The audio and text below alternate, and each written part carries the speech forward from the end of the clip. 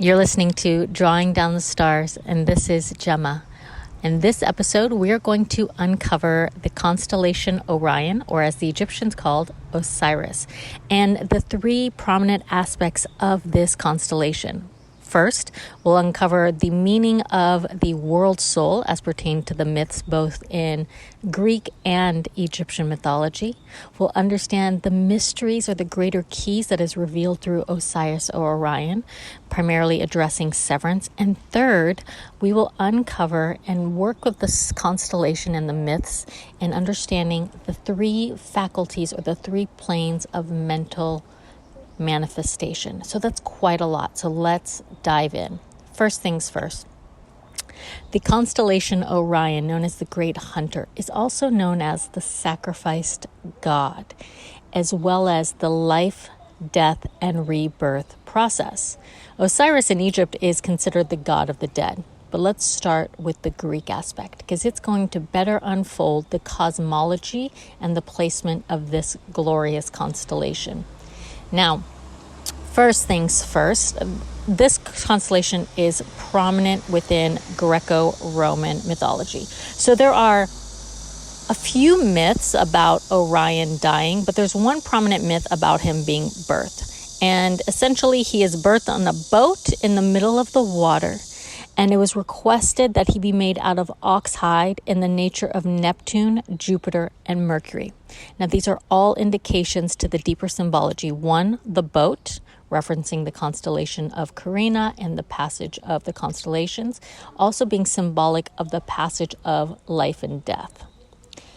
Two, the water. Now, in Orion, when we look at Orion, his right foot touches Eridanus, the constellation Eridanus, which represents the whirlpool or the cosmic waters. So it's another deep indication not only to the placement within the heavens, but also the emergence of Orion, or this constellation, is said to emerge from the water, his birth on a boat. Essentially, it represents the emergence from deeper consciousness, from the cosmic waters of which we all come from, as well as the deeper astral waters, okay? Now, when we understand this, Orion and his death myth, the most prominent one, I would say, is when Artemis shot him because she thought he was a driftwood in water. Another myth is that he was stung by a scorpion because he was too boastful, saying he could kill all of the animals in the sky. Now, when we look at this constellation, it is literally located by the hare, by the unicorn, and of course by the dogs. So it is said that Osiris ushers in Isis, which we recognize Isis being Sirius in the constellation of Canis Major. And so those dog days in which the month of Sextilis, next month, Isis will rise and the waters will rise. So let's backtrack. In the Greek mythology, we have a great placement of Orion, indicating and underlying his emergence from the cosmic waters. Because he was killed by Artemis, the goddess of the hunt, he is considered the sacrificial god, or the aspect of our intelligence or our guidance or that desire that initiated the next becoming. That which needs to be sacrificed. So in a morality sense for him, humility, because he was being boastful, he was killed by the scorpion. Essentially, it is the shedding of the ego or the personification that brings us closer to immortality or God. He is the sacrificed aspect of self that then moves into the eternal waters. So within the Greek cosmology, we understand not only morality, but the deeper understanding of what emerges from the waters.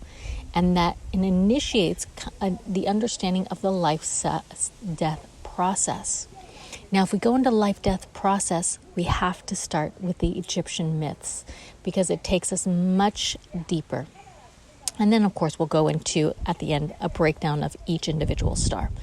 Now, for many of us, we are well aware that the three stars, or the stars across Orion's belt, line up with the three pyramids of Giza.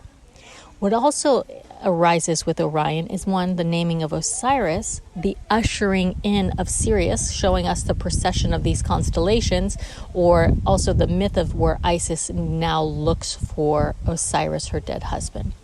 So in the myth of, there's many myths of Osiris, of course, but the myth of Osiris in particular let's start here, is primarily where he is killed. His brother Set, the dog-headed Set, has killed him from the waters and scatters his body across Egypt. He is dismembered and scattered across Egypt. It is then Isis who seeks his wife, his consort, to go on a boat. Here's the constellation Carina, crosses the cosmic waters, the rising of the Nile, when Sirius rises around next month. And then the rememberment, so putting Osiris back together in order to birth the son Horus. Now, this in Greek mythology has a lot of deep connotations. One, it is said that Osiris rises from the water. Two, it says he rests in the Duat, or the land of the dead. So he is again symbolized as the sacrificial god, right? Just like Orion was. He was killed and then dismembered. But it goes much deeper than that. So when we look at Orion's death, who resides in the Duat, or the land of the dead, we can look at it two ways. One, we can look at it as the life-death process. Now, this heliacal rising of Orion occurs again in the 4th month, which in the Egyptian side, they made a large ceremony that began on the 4th month, which is called Kiosk. Forgive my pronunciation. It is also the 4th month of the Babylonian, or the lunar solar calendar. Now, when we look at this, Orion, constellation Orion, rises on the 4th month, or lunation 1255, which is the beginning new moon, and expands all the way to about mid-5th month quintilis, so about mid-July to late July, it'll remain a heliacal rising. This is the true embodiment of the next regeneration. So we look at Osiris, and here we have the life-death process, and he's considered the god of death. Here we have this underlying theme that connects Greek and Egyptian myth of the sacrificial god, or the sacrificing in order to be immortalized. And now here with the heliacal rise of Orion shows a new regeneration, because it is in the Book of the Dead that says Osiris and the god Ra, or the sun god, come together to kiss, and this is when regeneration happens. Now, this occurs on the heliacal rise, which we cannot see the star rising with the sun because it's hidden by the sun's light. And then when they set together are in the underworld. The life, death, rebirth process, we can look at it from an individual level. It is the time during the summer solstice that we are born again. Now, Egyptians didn't count the new year as the equinox, as they did in Babylon and Greek and Rome. They counted the solstice as the equinox. That's not to say that the solstice wasn't, or the equinox wasn't important. Of course it was. However, the new year was always marked by the solstice. Now, they didn't time the new year and the equinoxes together. Okay. The rising here and this new birth on the solstice, so we have a new emergence. This can be the individualized soul, where one takes a new form. All of his past life karmas have now come into full view. And when the star is lying and hidden, is rising but lying hidden, i.e. it rises with the sun but we can't see the stars, it is said that it influences us. We are guided, but we're not seen by the guidance. So we have the qualities that are being imbued with us, but not the visibility. Thus, we are ignorant to our influences. And the reason this is important is because we take this life, death, rebirth process within the individuated soul, also known as Atma Jiva. We also look at it through the world soul, or as the Egyptians saw it. When the summer solstice came, it was a merger in the Pacific positioning with the equinoctial lines and the ecliptic lines, and where the sun is positioned in relationship to the earth.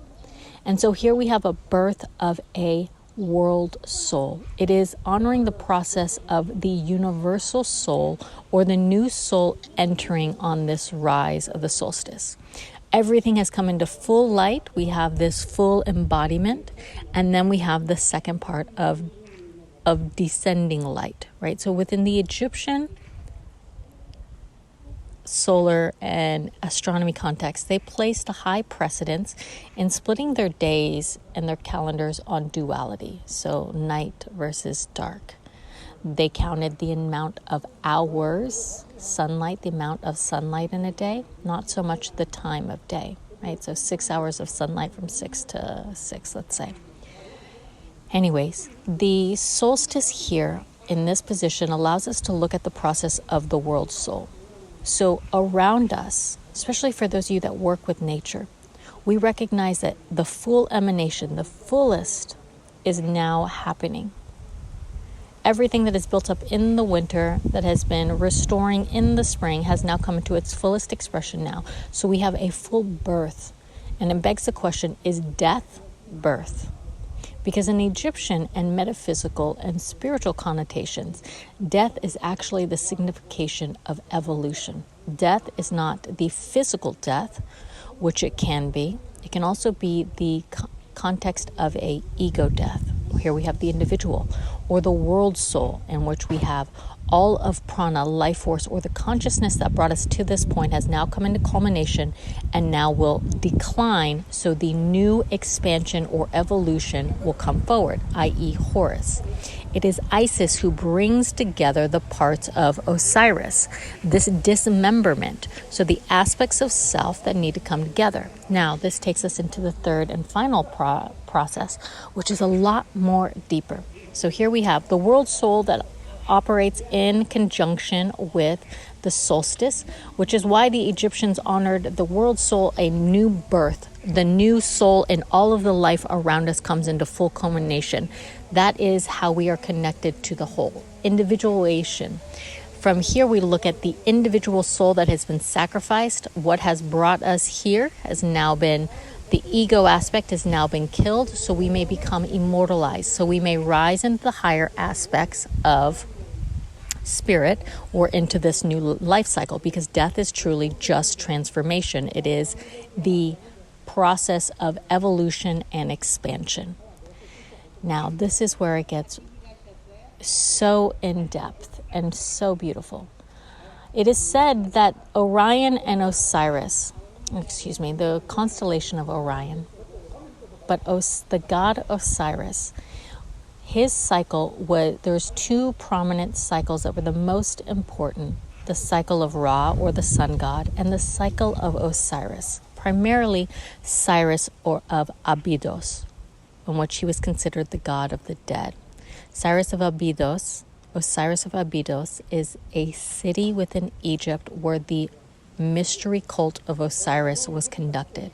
On the solstice, they would do a ceremony there. So on the fourth month, kiosk in the Egyptian time, they would perform a ceremony of this new birth, or the process of Osiris.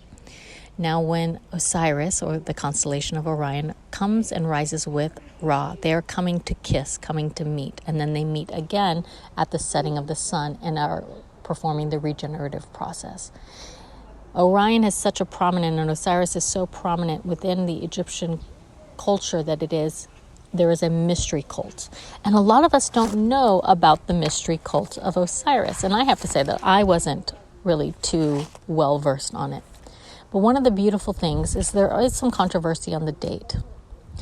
From my research, personally speaking, it seems as though this cult of Osiris predominantly unfolds the greater mysteries of the universe. It is just like some of the mystery cults of Mithras, and I would even say Sirius, that addresses more of the earth effects, but I would say Mithras as well. So the Osiris of the mystery cult of Osiris occurred predominantly in the Middle Kingdom, the period of reunification, which is around 2040 to 1782 BC. That is 3,805 years ago.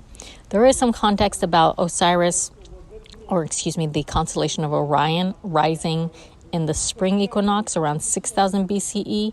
But from my experience, and even with that 2,000 year, I have not been able to solidify that date. But what I have been able to find as we dive into Osiris in this mystery cult is about 3,800 years ago. We have this mystery cult of Osiris. And it was very much emphasized that no commoners were allowed. So it was reserved solely for the priests and the initiates. And the reason this is important is because there's two prominent contexts within this cult, is one of severance and one of sanctity or sacred. So it is said that we keep what is profane or what is divine away from the profane, right? You do not throw your pearls to the swine. And that is, yes, I would totally agree. In a lot of contexts, especially within this mystery cult, that is, we don't share the secrets of the mysteries for the profane. But it goes much deeper than that. And this is why I want to share, is because the mystery cult of Osiris, that was 3,805 years ago, the inscriptions were found in the Temple of Dendera. Now, I'll include all of these in the episode notes, but if you don't know, the Dendera is a basilic, or is a beautiful picture of the night sky held up by the four corners. And I think now it's in Paris at one of the museums. But this outline of the Temple of Dendera is where Osiris's mystery cults were laid out. There were 4 inscriptions on 10 pillars, and this was found in the Temple of Hathor.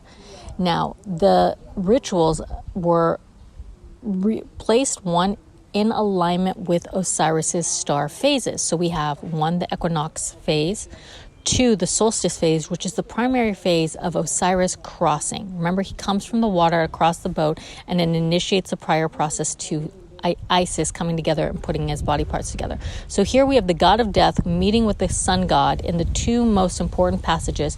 And then when they set, we go into a phase of rejuvenation. Apply this to your individuated soul, the world soul, we enter a process of rejuvenation. But in addition to that, understanding it within our natural world. So when we dive deeper into this, we talk about Osiris coming from the land of the dead. This is the non-physical world. He emerges from the water, the astral world. So every night during his nocturnal journey, we recognize within these star phases, 1, that there was an astronomical alignment with the star phases based off of the ceremonies. Not so much the solstice. The solstice marked the world soul and the emergence with the celestial influences with the worldly influences. But the star phase of the heliacal rising determines the God's influence on life on earth, or the phase of influence from that divinity. And in this case, it is Osiris with the sun. It is the opening, it is the passage from the celestial realm or the astral realm into the form, right? Because we know that formation, manifestation, is technically death. It is not a regenerative process. It is already an expressive process that goes into degradation or denigration, right? So here we have a severance of the astral world coming into physical form. There is a separateness, right? In the Osiris myths, there is a high precedence placed on separate and sacred.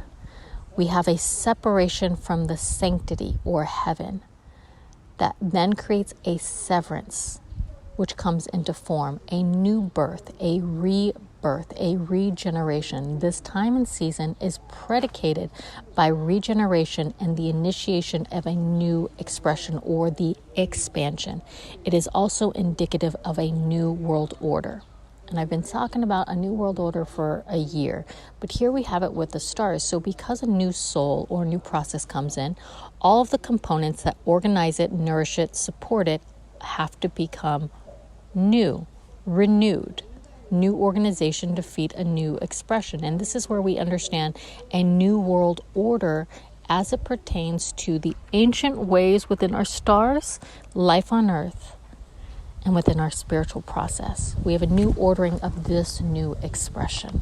Now, in this mystery cults, the sacred and the separate, when we are in the astral realm, there are a lot of thoughts, there's experiences, there's a lot of karma. We talked about how this karma is coming into fruition. In this part of the season, Osiris begins to essentially, all of these aspects that are in likeness come in together. They become re-embodied for the new birth. The goddess that nourishes and brings all life forward goes to the dark waters and brings together these body parts, brings together the components necessary for the new birth, be it karmas, be it aspects of divine qualities, but they are a remembering of the body parts rememberment, that comes together in order for this newest expression. Within the mystery cults, not only was there the timing with the solstice and the equinox, we also have this beautiful timing within the evening. So there's an opposite. So we have the heliacal rise, and then we have the achronal rising, which the star rises in the east when the sun is setting. Those stars become more visible. Then we have the point in which the belts of Orion, the 3 stars, line up perfectly against Giza, the pyramids of Giza. Pyramids of Giza were also built in the Middle Kingdom. So we see this correlation of the stars in the Temple of Hathor, which mark the inscription, the passage of Osiris. Then we have the building of the Egyptian pyramids, which we know and science has proven, if we dive into, if you're interested in the pyramids, they are energy conductors. So now we have these 3 stars lying perfectly into these energy conductors, and we're moving from the celestial world into a new embodiment and ordering. This is a separation from the sacred, right? Not in the same context of, yes, don't throw your pearls to swine, don't give the sacred information away, only the priests are allowed in the temples. But it is also a process in which the heavenly bodies now separate to bring a new ordering forward. And then we have the flooding of Isis and the flooding of the Nile to nourish this for that new seed. So we see this symbiotic nature that is occurring within the world soul, the individual soul, and also our natural world. Now, how do we take this from the deeper mystery cults of Egypt, which didn't go that far? I mean, it went a little bit into the Hellenistic period in Greece, which is why we have Orion versus the name Osiris. But beyond that, there isn't prominent carrying on of this mystery cults of Osiris outside of Egypt, outside of Abydos, outside of the prominent cities. It prominently stays in Egypt and doesn't filter too much into the Greco-Roman Empire, which really shows the sanctity and the mention of Osiris. So if you want to understand, the last part is, it is the key to the mystery. The sacred, separation from the sacred, is the process of manifestation in which we sever into planes. When we move into a plane, we are taking likeness of everything we are within that plane of existence. The mystery cults of Osiris not only teach us the world ordering, or the new order of the world soul, the death of the old, the rebirth of the individuated soul in accordance with this life cycle. And then lastly, understanding the keys of the universe. Now, from the water, the unseen, the astral world, there is a point and aspect where all things come together to bring in the new form, right? This is the separation of the sacred. The other key aspect is it indicates the transcendence of consciousness. It's a different level of manifestation and of consciousness. This is commonly seen when we talk about Osiris being dead or emerging from the underworld. We have the terrestrial world, the underworld, and then the heavenly world. So in myth, we're commonly seeing this 3-world process. This is the nature of humanity, and the nature how the world soul and the individuated soul come in together.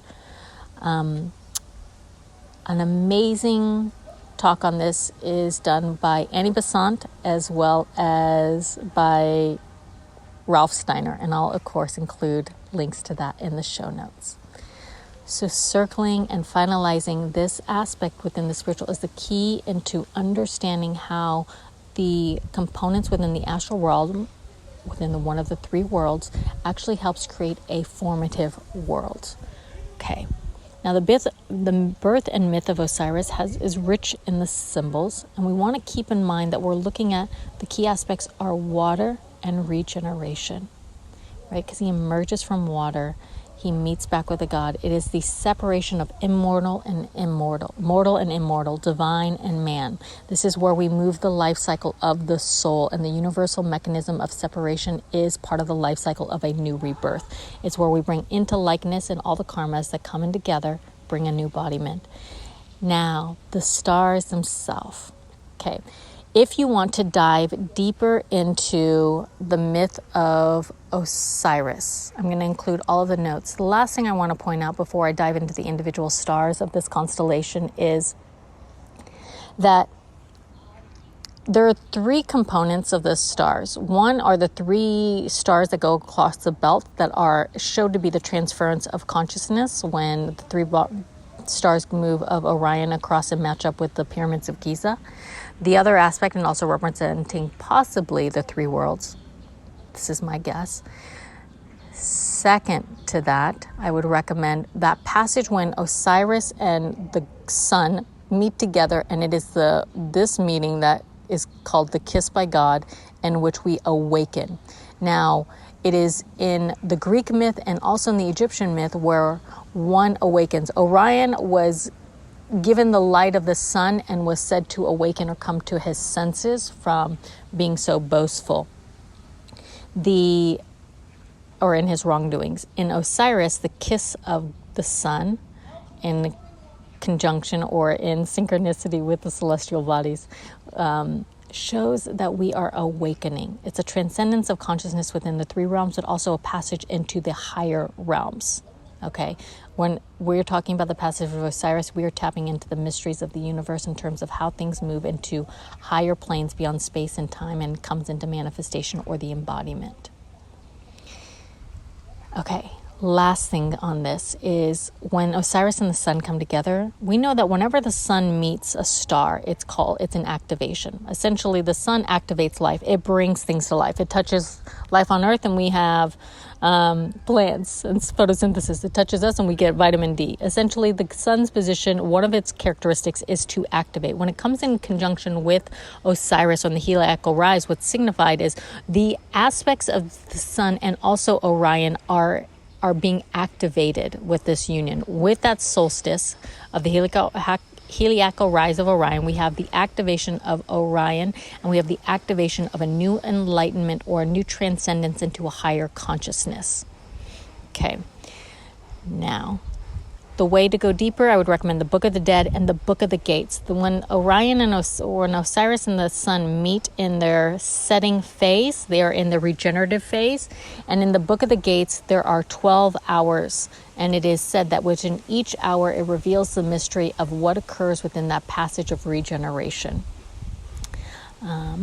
And I will include that all in the show notes. Now let's break down the individual stars. So the three primary stars in the belt have a different meaning. Then there are three stars within Orion, the foot and the two shoulders, that have different meanings as well. Rigel, which is the brightest star, is Orion's foot. And this star is known with giving knowledge or teaching others. Betelgeuse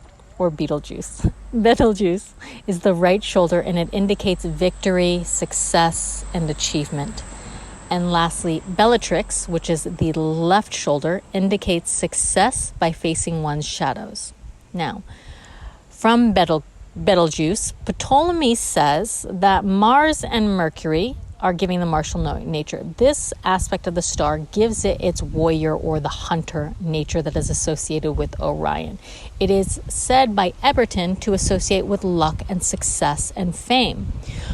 The star Rigel, according to Ptolemy, is in the nature of Jupiter and Saturn, while Eberton says Rigel gives glory and success. However, it says that you need to maintain a battle or your stance, secure your position. And it also is indicative of ambition. Bellatrix, Ptolemy says the star is of the nature of Mars and Mercury, and it can bring swift destruction or a fighting spirit. Now, through these descriptions of the individuated stars of Rigel, Betelgeuse, and Bellatrix, we have a lot of the prominent themes of Mars, Jupiter, Saturn, of a warrior and of a hunter, of somebody that is ambitious, courageous, seeking fame, seeking to establish their position, stake their legacy, ready to build themselves into another realm of consciousness. It's very indicative of success and pursuit. Okay? Now, there's nothing really mentioning the 3 stars along the belt that line up with the pyramids of Giza, but they are Minetaka, Al-Nihim, and Al-Nitak. Now, these are predominantly said to awaken and also to regenerate. They are, again, the 3 stars that line up with the pyramids of Giza. Those 3 stars together with the other stars of Bellatrix, Rigel, and Betelgeuse, we have essentially the image of the god of the dead, or the sacrifice god, that helps resurrect, regeneration, brings in a new level of consciousness, is the key to the mystery of how things come into formation and the 3-world process of life, death, and rebirth.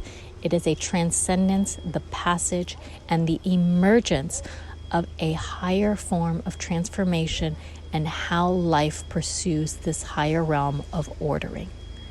All right, my loves, that's it. And I hope you enjoy this constellation and the spiritual applications, both to life on Earth and for your own journey. This was Orion, or Osiris. Ciao a tutti.